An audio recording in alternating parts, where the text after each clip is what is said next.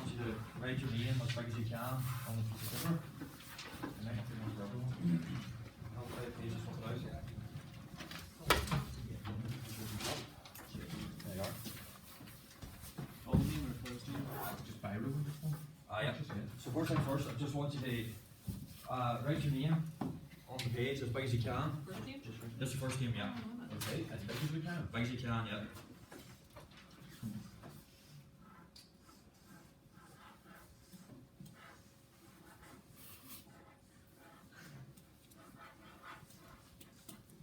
Okay, and when you have that done, I want you to just stand up for a minute, okay?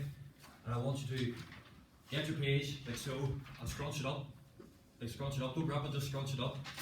Okay, just scrunch it up. Throw it about the room, just throw it about. Okay, throw it everywhere you want. Okay, now go pick it up, don't let it in the room. Okay? Okay, so what's the difference in this bit of paper and this bit of paper? Try open it up. It's battered and bruised basically, okay? So, what can you still write on this bit of paper? So it still has a purpose? Yeah. Yeah. So this is my topic, my workshop today is basically talking about sport and mental illness and how sport can help it, okay? So first I'm going to work up one here.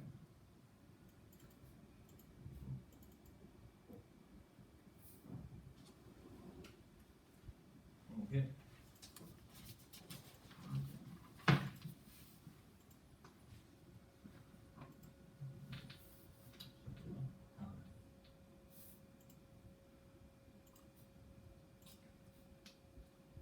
Don't record.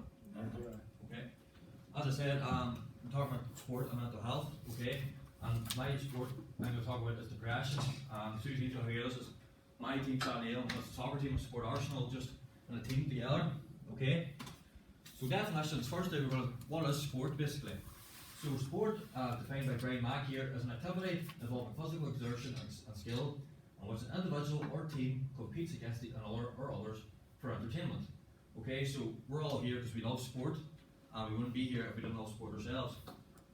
Mental health is defined as a state of well-being in which every individual realises his or her own potential, can cope with the normal stresses of life, can work productively and fruitfully, and is able to make a contribution to her or his community, which is defined by NHS. Okay? So question, in pairs, simply write down words or phrases you would associate with mental health. Okay, so we just get into pairs. There's a sheet here, a sheet down the bottom, and there's a sheet over here. And we'll give you 2 or 3 minutes, okay?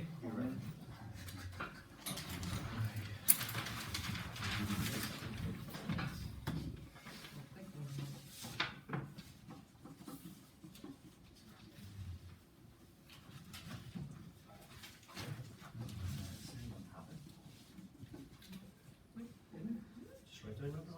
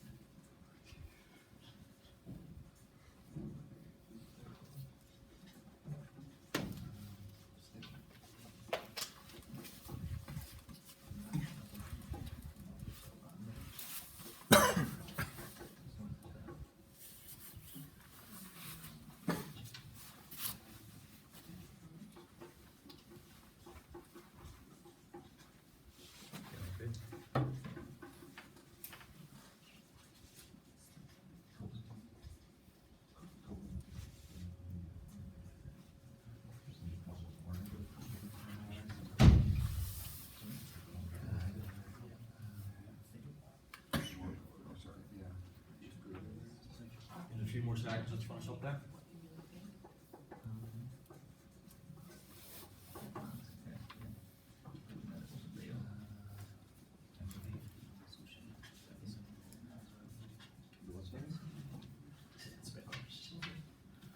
Okay, is that us? Right, so we'll start with this group here. Would you like just to stand up and call out what you have?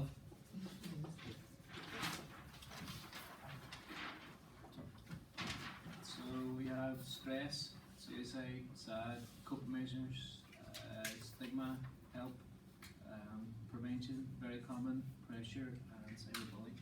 Okay. Group at the bottom here. We got emotional balance with imbalance. Yep. Feelings, confidence, personal, professional. Coping skills, positive, negative, everyday. Empathy and relationships. Yep. This group here. Depression, happy, emotions, pressure, lonely, effects on others, stigma, and I put fake, but it meant mask. Okay, very good. Okay, this time within your groups, I want you to pick a top 3 within the group. I want you to rank them 1, 2, and 3. I'll give you 2 seconds to do that now. One being. 1 being the one you think is the most important. Okay.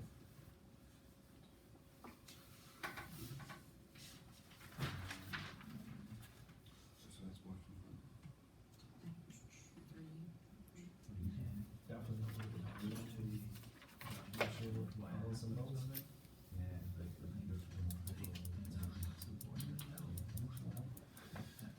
Sorry, I'm confusing myself. Something else. You put it down for yourself. I'm not sick with you on that. Yeah.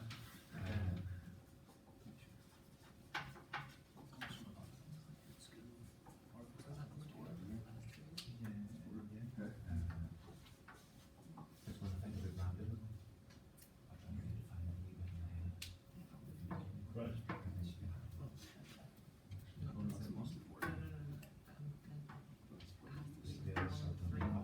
Yeah. Coping skills. Yeah, we did. Yeah.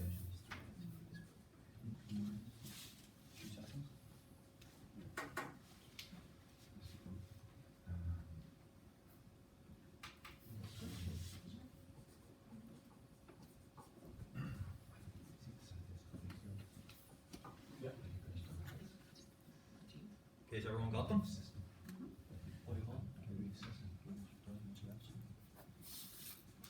So when you're ready, can you please just stick them up? And I want you to go up and explain why you picked these 3 and why.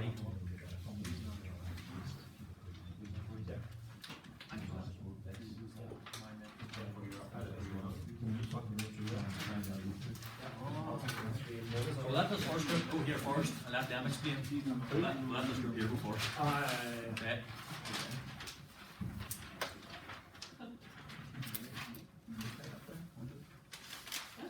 That's not right.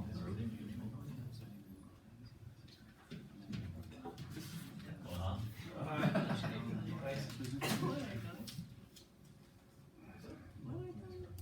It's nice to be 6'4", isn't it? What did I tell you? I'll stick them up. What you must be taller than 6'4", are you? I'll tell you what.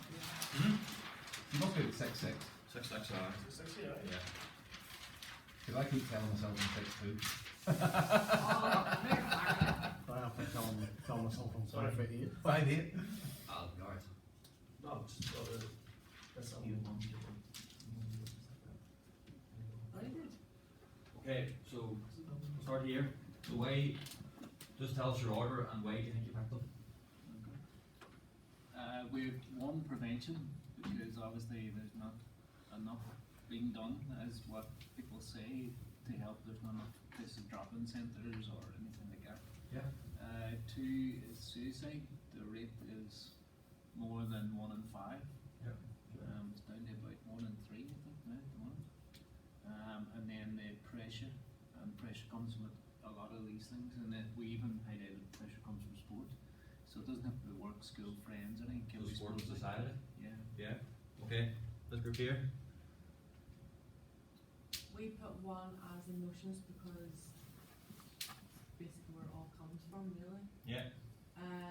2, the effects on others and yourself, because obviously as it's mental, it's in your head. Obviously, it's affecting yourself big time, but you don't realize what it's doing to the other people around you So your family. until I suppose a bit late. And then the stigma that comes with it, we put as number 3, because that could stop people from trying to get help because they don't want the stigma to it. Okay. So this group here at the bottom. Yeah, Okay. so it's not- That's already there. So. What have you gone for? Yeah, we want relationships. Relationships, you know, you look at relationships that are successful, there isn't really an issue, but relationships that break down, there does create that pressure, as I mentioned, the guys mentioned, you know, and just that feeling of, you know, isolation. Yeah. Would probably be a good one, and isolation and even loneliness can be a challenging aspect that can certainly affect people's, you know, mental health. I think in middle, initially when we brainstormed, we wrote down coping skills, Yeah. but in putting it in a rank order, I've also added in just to have a personal belief system. And that is, you know, a personal philosophy and a fundamental idea of who you are as a person and how you interact with the world, and something that's your go-to position, because it can affect how you respond to, you know, your environment and your relationships and all of those things together. That's And very, the emotional one again is number one, just like the guys there. yeah, that's top class. Very good. Right, okay, we'll just move on here. Some statistics for you. In 2014, 19.7% of people in the UK aged 60 and over showed symptoms of anxiety or depression, a 1.5% increase from 2013. This percentage was higher among females and males, as you see here, 22.5, and males 16.8. I just want to ask you, why do you think that is? Why do you think there's a higher among females than males? Probably to do with their willingness to speak openly. Yeah. There's a, you know, there's a the stigma, as Stigma. the other guys were saying. Do you think it'd be more difficult for a male to speak out than a girl, or do you think it'd be exactly the same? Male are hard to go to the doctor. So, I think there's Females tend to probably a walk combination of influences that are both primary and secondary socialization. So Yeah. one within the family, two within then your peer group, and doctors, education, workplaces, and so on. So Yeah. because men still, you know, would, although this picture's changing, are the primary earners within a household and these sorts of things, men would be more worried about speaking out against it and having a stigma attached to them within a workplace, because it might impede their career development, their earning potential, you know, all of these things. And that's just within a, that's just within a workplace. Yeah. Then you've got the male attitude, which still lingers on, of having to appear strong, and, you know, all of these things add in Yeah. and contribute to those percentages together. Yeah. interesting if you broke that down in the regions, because I would say it's the opposite in Northern Ireland. It's male. Northern Ireland's higher than the rest of the UK. 1 in 5 people in this country will suffer from depression at some point in their lives. That code actually came from the Republic of Ireland. But as I was coming into class today, I was flicking through Facebook earlier on, it was actually come up the facts on mental illness. Anyway, there's a lot of it. Lee Griffiths, the Celtic player, he's out of mental depression. But it's actually increased by 13% in this past year alone. So it's definitely on the increase. So we're just going to watch a wee video here on the signs and symptoms of depression. This is Todd. Todd wakes up at 7 a.m. to go to the gym. It's his favorite part of the day. Todd then goes to Can you hear that okay? He Yeah. never skips classes and is an excellent student. Todd catches up with some friends after class before going home to eat dinner with his housemates. Todd loves to eat. Lately, Todd hasn't been feeling like himself. He has trouble sleeping at night. He doesn't feel motivated to work out in the gym in the morning like he used to. He's been having trouble concentrating in class and is losing his appetite. Todd's friends are worried about him and encourage him to go see a doctor. The doctor asks Todd to fill out a lifestyle questionnaire. The doctor analyzes Todd's symptoms and diagnoses him with major depressive disorder. Todd does not want to tell anybody about his depression, worried about what his friends might think if they found out. Don't worry, Todd. I will explain all there is to know about depression and clear up any misconceptions. To start off, what exactly is depression? Major depressive disorder is a mental health disorder characterized by persistently low mood. The average length of a depressive episode is seen to be 6 to 8 months. According to a study done by Rott and colleagues, nearly 20% of people will experience a major depressive episode at some point in their lives. Some of the major emotional symptoms include deep feelings of sadness, reduced interest in previously enjoyed activities, low sexual desire, restlessness, feelings of worthlessness, constant irritability, social withdrawal, and recurrent thoughts of suicide. There are Pause also on many. a second. Go back here. Are those major signs? Is there anything that stand out to you majorly? I think a worrying thing is that each of those signs, you know, it's you've got to be careful as well. You know, people always say don't Google your symptoms on the internet. Yeah. There's so many of those signs cross over with other things, and you don't want to misdiagnose yourself or be diagnosed in a way that might not be quite, you know, the way that this is talking about. They can't be Mental seen health. by the naked eye. What's that? They can't be seen by the naked Aye. eye of the others. Exactly, that's what I gathered from it. Only the person themselves who has it knows that they kind of have it, you know. So we'll just move on ahead here. Insomnia, loss of energy, and even slowed movement or speech. Depression can really affect you in the long run. Behavior caused by depression can cause a downfall in a student's academic abilities, disrupt meaningful relationships with loved ones, and lead to malnutrition. Therefore, it is very important to seek treatment. Major depressive disorder can result from a number of things, especially for a student. It is likely due to a complex combination of factors including genetics. People who have first-degree relatives who also undergo depression are at a higher risk themselves. Okay. Personal. Just stop that there now. Skip on here. Depression sport. Exercise is seen as a good way in defeating depression. However, why are so many sports stars become depressed? So, why do you think this is? Well, there's a pressure to be like that, fulfill the image of, you know, they're supposed to be super strong and super fit and Be macho. can't be show any weakness. Yeah. There's maybe a feeling as well of competing at the highest level, and when you're not competing at the highest level, who are you when you're not competing at the highest level, and maybe not, you know. Everything's very public now. The internet and everything's so much sport is broadcast. Yeah. We said that, you know, our point there, the 3 relationships. I mean, you think about it, you know, that they're in a position where, you know, they can, but it's who they can actually trust. Yeah. You know, and be able to share whatever it is they're going through by virtue of the fact, yeah, they're supposed to be macho, they're supposed to be strong, they're supposed to be successful, and they're supposed to be incredibly rich. Yeah. Most of them are successful, and they should be, because they have all these other things that happiness should be, you know, set in stone, so to speak. Yeah, maybe a lot of the relationships around them are quite artificial as well, because of their status and their money, and you know these So you sorts think of things. people are So being against them? they're perhaps, you know, human nature is self-defense. Yeah. So they're perhaps quite defensive about who they allow to have a close relationship with them, and those relationships being primarily motivated by money and management and, you know, career trajectory and PR. all those sorts of things. Yeah. Maybe there's not actually more now, it's just, it's always been that number, but it just now there's There's more big aware of it. Yeah. They're wrapped in a bubble, some of them, Um, or warped in a bubble. That would be the one.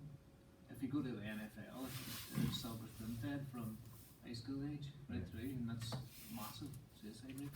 And then whenever they leave, they Don't know what society is. But look at the big problems they have at the minute. You know, there is big problems there about, you know, like that guy who played for the Falcons, remember he beat that girl up? Yeah. You know, and you look at the guy who on his 3rd team, Gordon, is it Gordon, the guy that played for Patriots? You know, he's been up 3 times for drug abuse. You know, and it's the Patriots will be his last team. I mean, that's just the tip of the iceberg. There's, you know, Antonio Brown from Steelers as well has been added as, you know, Yeah. So, That's very good. So these are some of the key points. Why do sports stars become depressed and experience mental health issues? Injury. We hear many sports stars having a career-ending injury. They can't cope with it. Even you look footballers doing their ACL out for 9 months. It can be a very tough time for people. Not reaching potential or their success. You're trained all your life, and then you don't reach the top.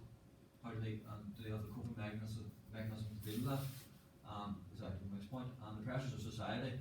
They have to act like a role model, and they can't seem to have anything wrong with them, and to do something wrong with them.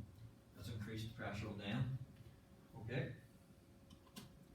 So famous athletes who's experienced depression. Tyson Fury. We all know he's experienced mental health issues. And then we have Aaron Lennon and Michael Clark. We're just going to watch another wee video here about a League Two footballer in Scotland, and also a few other famous footballers. Standing at it, I'll give it, I could hear a fan shouting, I wouldn't hang yourself and do it right this time. We're brought up in a culture where men don't do this. People will be saying, I've fully sucked it, I'll be grateful for it, and it's almost depressing in a way. It made me really down. I suffer from depression. Depression is with me on a daily basis.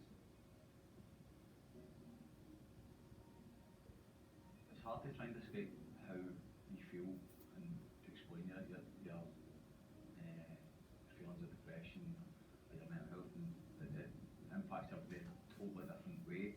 For me, it was just a kind of feeling I wasn't good enough, and a feeling of dread, and sometimes I would wake up in the morning and I didn't want to be here. At a young age, I started kind of self-harming till I was 15 maybe. I got scars all over my arm and my chest. I took 2 overdoses. My mum found me twice, and I actually tried to hang myself at one point, and my sister walked in on me.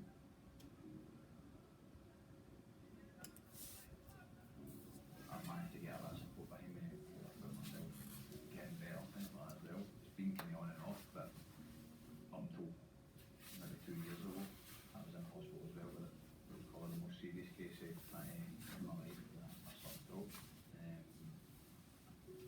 In those kind of situations, it's like you don't think about anything else other than how you're feeling. It's just horrible, and it's the most loneliest place you could ever imagine. I used to wake up every day and think about how I was going to end my life and how I could do it quick, or how I could do it so it wouldn't be painful. But then there was a bit in the back of my mind about what I was leaving behind and how I would leave everybody else. I remember coming off hopefully about 5 minutes before the game finished, and standing at the dugout, and I could hear a fan shouting, I wouldn't hang yourself and do it right this time. And it's horrible, do you know what I mean? Players tell me, watch your wrist, wee man, and slap my wrist and things like that. And I mean, nice to referees, but actually kind of waved it away as nonsense, do you know what I mean? Give me peace, that kind of thing. I think for me, football caused more issues than my mental health, because once you get to that kind of stage where you've done your bit and it's time to kind of move on to the first team, if you're not good enough, then you're basically going to just shipped out and without any kind of thought about it, and you're left to kind of go on with things. There's always going to be a stigma in football, because boys don't want to come out with any sort of problems and feel inferior to any other boys in his dressing room or things like that, do you know what I mean? Because you get some boys that don't want to understand and that just don't bother with it, but then you also get them that kind of want to help as well. But football's one of the toughest games out there in terms of where you need to be mentally and physically. Because if you're not in the game, then things can kind of go both kind of mentally and physically.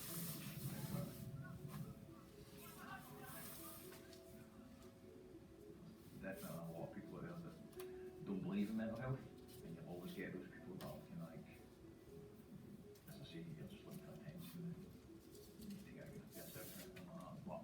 But I didn't go public for any attention. I done it to help other people that are going through the same thing as I've been going through, and to let people know that it's okay to not feel great sometimes, you know what I mean? You're not. Okay, so So what do you think about that? Is that kind of shocking, or?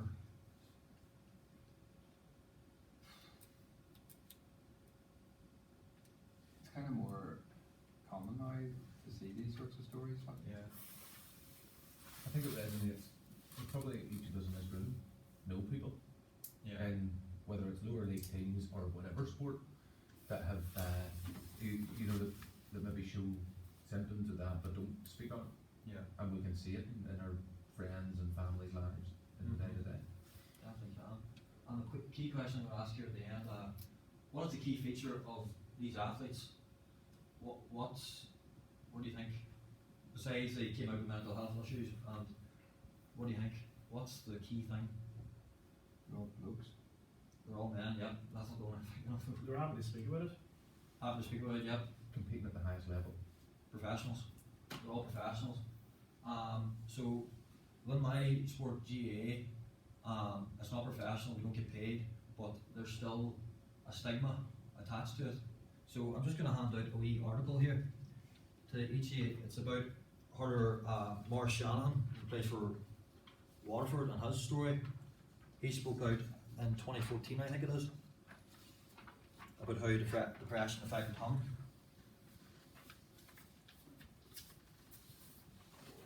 There you go. So just take a wee read of that there.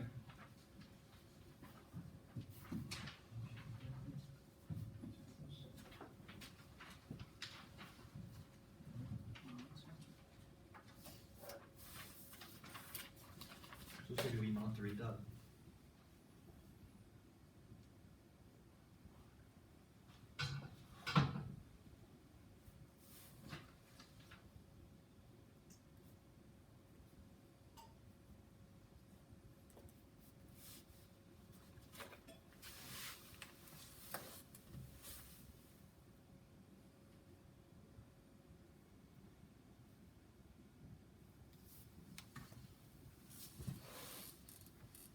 So from reading a wee bit of the article there, is there anything that stands out to you, or you can take from that? Is his feelings any different from these men here, even though these are professionals? Considered those that he was leaving behind. He's considering those who's leaving behind, yeah. Everything else. It's probably scary for me now. Prevention's a key thing, but I don't think you can prevent it until it's happened. If there's nothing that anyone's worried about, Yeah. you can't. That's almost the scary thing, being able to jump in at some point to say, right, we need to intervene here. Yeah. Yeah, but there's no reason behind why it brought him to that point. And all of a sudden, he's been talking, to he's ringing this texting his sister that he was going to take his own life. And then he went referring that his father was battling cancer. And he was worried about potentially that happening to him. Yeah. A bit of selfishness in it. Yeah, what was it that, or what brought him to that point where he wanted to text his sister and say those things and not be around in 2 weeks' time, or whatever the case may be. Reading a wee bit of Maurice Shannon, his older brother Dan Shannon, he was one of the best hurlers in Ireland at one stage. Well, known all over Ireland, and Maurice was always kind of in his shadow. So I don't know if that was a pressure on him to do that at that level. He talked about it in that radio article. Actually, I listened to it the other day about how his brother was his role model, but also trying to be like his brother put him under serious pressure as well. His brother put him under pressure? No, like trying to be like his brother, put him under pressure. Sure. Okay, so I'm just going to take these down here. I'm just going to flip them over to the other side. So put it at the bottom here. So the next question I want to ask you is, what can we as coaches do? What do we have to do in order to help? Like, what do we as coaches do? What are the signs, and what can we do to stop this? Okay. So I'll just give you 2 or 3 minutes.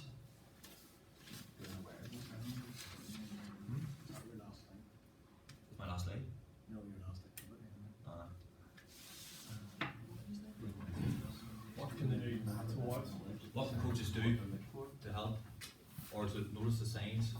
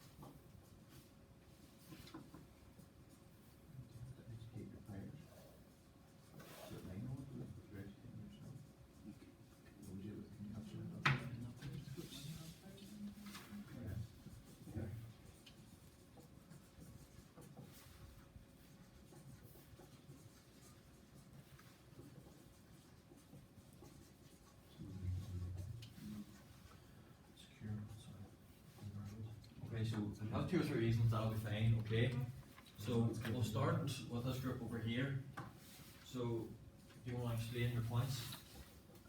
Outside organisations, so you could bring in mental health specialists or educational establishments that are, have the expertise in delivering workshops or sessions on it.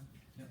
An open door policy as a coach, so that it's always revolving and they can come in and speak to you, and then might be that you could point them in the right direction, or you could the first point, pardon the pun, but tackle the issue, either full on or discreetly within your coaching sessions. Okay. So it might be highlighting different things, and then the other one was a guest speaker from the sport who they can relate to. And one sticks out for me at the Ulster GA conference this year. Lee Havender's come out and spoke about it. He's an IFA referee. Spoke very openly about his thing, and it struck a chord of what actually went on. Yeah. Okay, this group here. So, Probably giving coaches a better knowledge of what to look for, what the signs are, so as a coach you can identify it. And one of the big things, linking it to rugby, concussions being one of the biggest things. There's been a lot of time spent educating the players of what to look for in each other. yeah. So as well as improving the knowledge of the coach, improving the knowledge of the players, of signs and things to look out for, and just spend more time linked to your open door policies. Just spend more time as a coach developing a relationship and knowing about your players on a different level rather than just a technical tackle. Okay. Group along here. Yeah, what we ended up doing was, it was authentic and interpersonal relationships. I think I can say, open door policy. I think, knowing an athlete on a first name basis as much as anything else. Yeah. Knowing their star sign, maybe a bit much, but, just trying to have some kind of connection. Yeah. Create a safe and secure environment, I think, for that facet that you have them, wherever it is, for whatever length of time. It's just making sure it's a safe place to come to. I think is probably the best way. Yeah. I think just raising awareness, just educational. I think we need to be careful, because so much of what we talk about, what we've shown Pontius, is that these symptoms and things that you might want to try and observe for as coaches, as vigilant as you might want to be. Yeah. You can't. It might be an unrealistic expectation for a coach. Yeah. To be a source of intervention. Yeah, definitely And so can be. Yeah. To, as coaches, respect the fact that there are other professionals, other organisations and people out there that you can look to for help and support. Yeah. And to create opportunities to bring those in. And that, from the educational and the awareness side of things, and to then, to create the openness within the club so that it's not something that is mocked in the, the old jock sense, and, that people can be open with each other in the team, or even on a one-to-one basis as a coach, but to use the support networks that have been established, and not to try and take the weight of the world on your own shoulders. Yeah, all very good points. Skip on here. How we as coaches can help these, just a few things I thought. One-to-one meetings on a regular basis. Look out for changes in appearance. Examples are weight. Have they lost weight? As the individual being social, was this boy used to be having a crack at training, used to be outgoing? Is he now more introvert? Tell his friends and teammates to keep an eye out for the individual. Encourage further involvement of the individual. Example, helping underage training, getting them out of the house, getting them more involved. Creating a culture of preventing activities that support healthy bodies, healthy minds, and healthy clubs. Helping end the stigma that prevents many people from accessing the help issue badly need when in times of distress. And developing resources and tools that help our members better understand the building blocks of positive mental and emotional health. So, next point is, what's the differences in these two images here? Don't be saying, this is me, my sister won the Ireland in February time, and this is me, my cousin after won the championship in October time. So You're losing the hair quickly. I was just about to say, right? You're sitting down on the left. Sitting down on the left. So, what do you think? Is there any major key differences in these two images? Jesus, man, you nearly wouldn't know you on the left. You won't know me to that. I'm having to look. I definitely see you on the right, but you don't He's look on the yourself. right of the left, it's just a. That's what it is. There's too many lefts and rights going on here. Right. Is there an indirect and a direct, where direct you're part of the team and indirectly you've been supportive to your sister? Nope. Both in the team. I'll tell you the difference here, okay?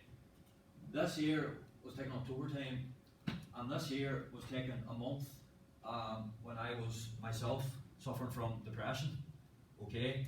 I suffered depression from November to May time, 6 months.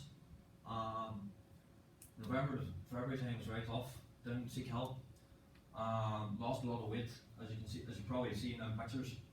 I'm normally 15.5 stone, and the time I was at my worst I was 13.5 stone, so lost 2 stone, very, very weak, couldn't get out of bed, didn't want to do anything, just couldn't do it. And then eventually, it was actually this day last year, I sought help, went to the doctor, and they diagnosed me with severe mental health issues. And how I decided to help myself was I went to therapy, went to CBT therapy for 10-11 weeks, and it got bad at a stage.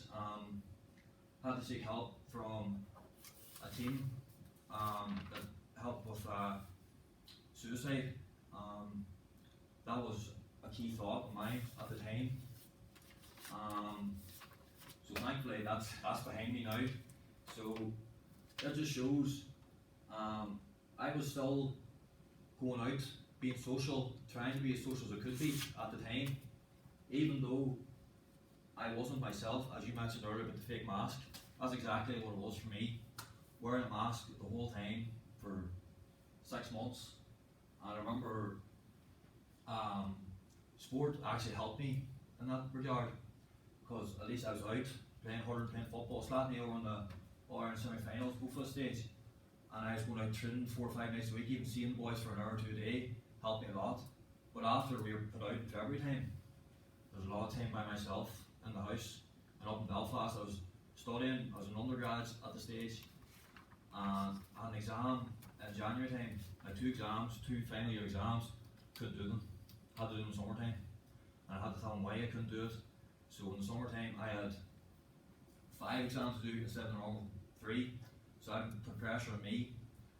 And as I mentioned earlier on, sport helped me a lot, because when after February time, when I was put out, I said, Jesus, I need to do something, I can't lie in the house the whole time. So I signed up to the gym, and I decided to take a girls' smoky team. And the girls' smoky team didn't know what was wrong with me, and I still didn't know what was wrong with me at the time. But even then, just getting out of the house 2 or 3 days a week, and going to the gym 2 days a week helped me a lot. So that's any questions that you want to ask me about it. Open book, you can ask anything you want. No? I just want to say fair play to you.